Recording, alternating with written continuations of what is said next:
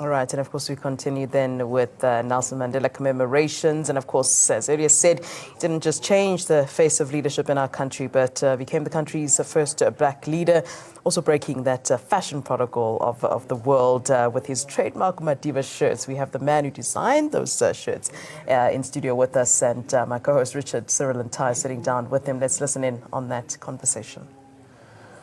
All right, ladies and gentlemen, I have the one and only Sonwabile Ndamase with us, and just look at the clothes, the distinguished clothes that he has produced. And if you didn't know, he's the man behind Nelson Mandela. When we used to see Nelson Mandela with that, that special dance, those clothes that he was wearing was a product of this man's idea and mind. So thank you, sir. Thank you for joining us in the show. And what our viewers really want to know is, how did you get the start, before even the idea, how did you even get the opportunity to design clothes for Madiba? Oh, first and foremost, let me say thank you very much, Richard, for having me in your studio.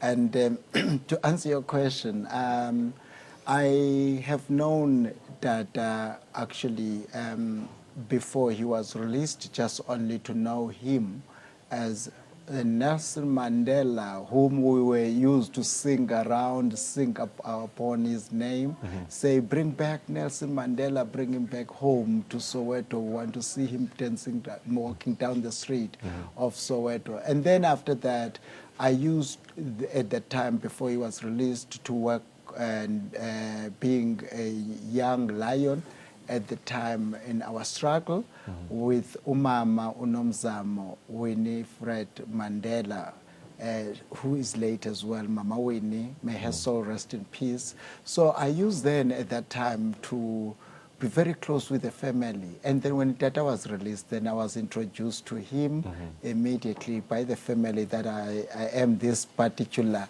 young person, designer, cum tailor, so to speak. And Tata then got to warm up to me and know my family, where I come from, because at that time. And then he started to ask me, what can I do for him? And can I dress him up? Can I do something for him? And so forth. Wow. And then that's how the whole thing started. And then he gave me a history behind what kind of something, which was a brief, which he told me that, he was not very well at the time when he was released, and he had some health condition. Because you will remember that by the time that they were at Robben Island, they were kind of working very hard, and they were crushing those stones, which then they inhale part of the dust, which then affected him for his lungs. So he needed something that is going to look cool on his body, and also something that when he dresses up, and when he meets a man on the street, he could be in a position of looking elegantly. And also, when he goes to the captains of this economy of ours, he can also be in a position not looking very cheap, can look very elegantly.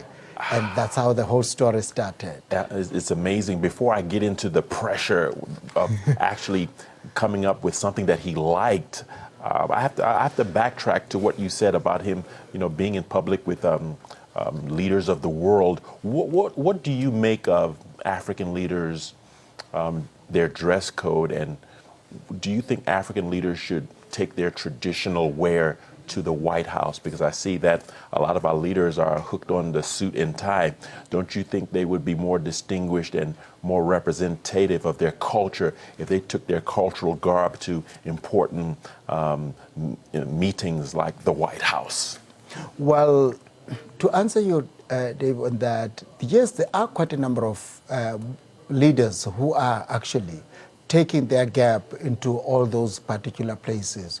One of the people that was doing it very well, President Obasanjo of Nigeria, he used to wear his robes, and also the other, presidents of Ghana and so forth, and quite a number of other leaders, they have been doing that, using that as a sense of making it a point that they get themselves out there in the mainstream so that they also in kind promote their own aesthetics Correct. and their own economy. Correct. Because our people, which is our designers like ourselves, we make our living out of our own culture. Therefore, when we bring up those beautiful shirts, those beautiful geometrics, colors, we are then saying to the international world that we do have the culture. For an example, I remember in 1994, before our election, when I was going to America, you know, when I had to meet the mayor then, Bill Campbell, mayor of Atlanta, when he proclaimed 13th of March, Vukani Day, on my behalf, because my range is called Vukani. It's a wake-up call. So then when he gave me that, it was also a scenario of what I was saying, bringing those design in America to say, we have most of the people, guess what's happening with Americans? They're naive of saying, oh, did you dress when you get into at the airport? You come from Africa.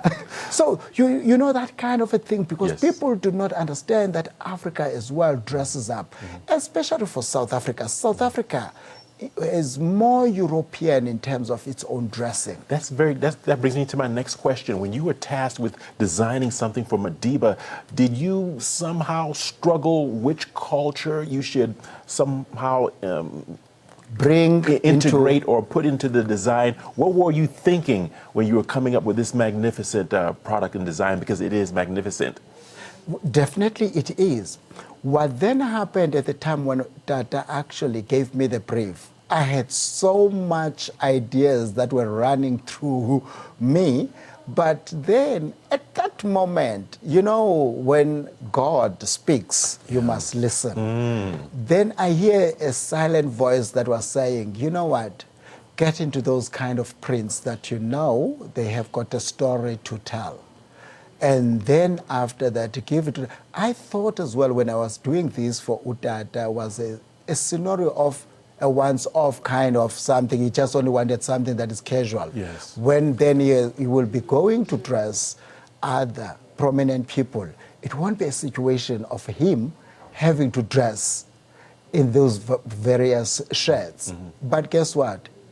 He warmed up into those shirts. He then made it his own signature at the end of the day. Then other people as well started now to come to me to say whenever the international guys, whenever they're coming in to want to give him as present, they have to say to me, can you give us the Madiba shirts? Because at his presidential office, they already knew that I am doing those particular shirts. I mean, I've done quite a number of prominent people. I mean, when the president then, Bill Clinton, was also coming into the country, I was also asked to put up something by the Mandela family when he was going to Soweto at the time. I did that for him, and then I keep on doing quite a number of work, being asked by the family and being asked as well by the president's office. Mr. Ndamase, that brings me to my next question. Now, as successful as your designs are, you took quite a knock because you had the opportunity to patent these designs and you know, link it with Mr. Nelson Mandela himself, and you declined that because you did not want to take advantage of the family. That's what I heard. Can you expand on that? Yes, definitely. I have never taken to make the family and make them commercialize their name out there in the mainstream, because you know, I believe what I've been doing with them, it was a secret kind of, I was entrusted by quite a number of things that the family actually wanted me to, because I was part of the family. Now, it wasn't easy for me and jump out there and started to say, yeah, because I'm with this family, because I've been doing these things, I have got this kind of information, then I get out there and start to patent things under my name. Then I let the family to do that on their own. But what I do what I want to do, which is the crafting and doing my work, because I also got the endorsement of the family, and I also have got the endorsement of the Nelson Mandela Foundation, which then now took me into their own books to make it a point that now I must start as well, plow back as what Tata wanted me to do. Right. Because Tata once said to me, you know what, Faku, as my clan name, as is known as Madiba, yes. then my clan name is Faku. Wow. Then he says to me, you know what, Faku, what I would like to see is that I would like you to plow back into the community. Make it a point that we grew our people. They must see the young and upcoming designers to get into the mainstream. Let them understand that in this industry, there is money. Don't do this thing for fame. Do it at the end of the day so that you can make money, you can change the lives of the people, of the young people, of the new generation. That's exactly what I've done. And now today, with the foundation, we had a tripartite with the foundation and also with Edgar's stores. Wow. What you will be doing now, every time and again, you buy one Madiba shirt at the store, you are then now feeding a family, which then that's what I'm doing for the legacy of Tata. If you are buying a dress, you are then also feeding a family, because every amount of money that you're buying, a t-shirt, a golf shirt, anything that you find at the Edgar store, all these items now, like this one, you see now we came up, if ever you can look at this beautiful item. Now this is a t-shirt that has been made out of craft that I've done for the Madiba look and feel. Now when people were asking me, tell us, what about the Madiba t-shirt? Now I said, no, there are no Madiba t-shirts, there are Madiba shirts. From the Madiba shirts, I've managed now to produce this. You will find this in all Edgar stores, and also you'll see that whatever that you are doing, it's a Madiba legacy, 100 years of the Madiba. You know, this is, then that is a Sonwabile range that you will find out there. And then this is one of the things that we are doing now in elevating poverty, taking poverty away from people, and also creating industry for our own designers. You know, Mr. Ndamase, I need to tell our viewers, I could see in your eyes how passionate you are about giving back to, he's starting to tear up a little bit when he talks about this. What are some of the challenges that you face in giving back to the people, or what more can be done, and what are the hurdles? Well, I always say every road has its own hurdles. You cannot expect that when you leave from home, you will drive straight where you are going to. My lessons are that in life, when these hurdles, they come before you, they are learnings. They are not hurdles, they are learnings. I learn a lot through these other stumbling blocks and people stealing from my design.